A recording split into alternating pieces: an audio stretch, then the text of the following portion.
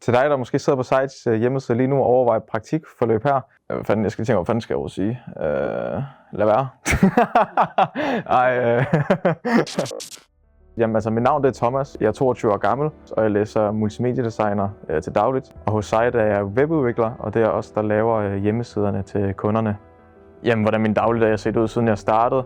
Jamen altså, i første uge havde jeg et introforløb, men allerede kort efter i uge 2 har jeg været i gang med reelle kunder og lavet arbejde for dem. Jeg synes, jeg er blevet taget mega godt imod, og jeg synes, det er fedt, der er så mange ting, Site laver ude for arbejdstiden. Der er mange initiativer, som er mega fede, som man kan være med til, og det styrker bare fællesskabet, og det er pissevigtigt, synes jeg.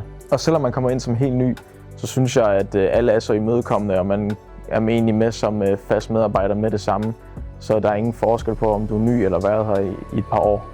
Jamen, i forhold til det ansvar, jeg har fået mig ved at arbejde med reelle kunder nu, det føles utrolig fedt at blive betroet med det ansvar. Det er selvfølgelig måske lidt nervepirrende, da det er ikke noget, jeg er vant til i forbindelse med min skole.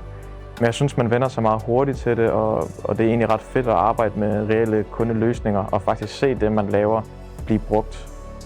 Jamen, det mest værdifulde, jeg lærer ved min praktik, er helt klart den her helhed mellem, hvordan det går fra salg, marketing og web.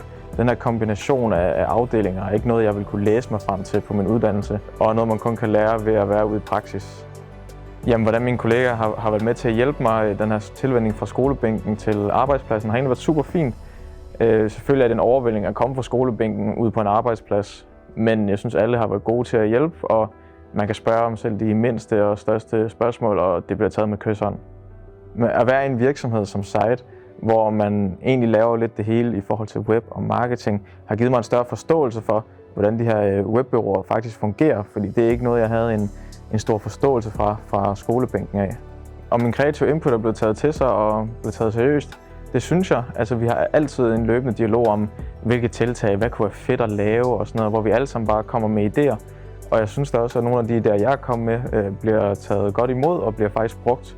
Så det er super fedt, at selv jeg kan komme med nogle nye ting til virksomheden. Jamen, hvordan det her praktikforløb har forberedt mig til min fremtidige karriere.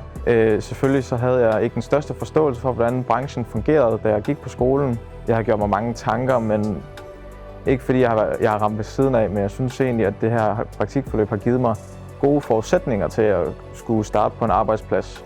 Til dig, der måske sidder på Sites hjemmeside lige nu og overvejer praktikforløb her.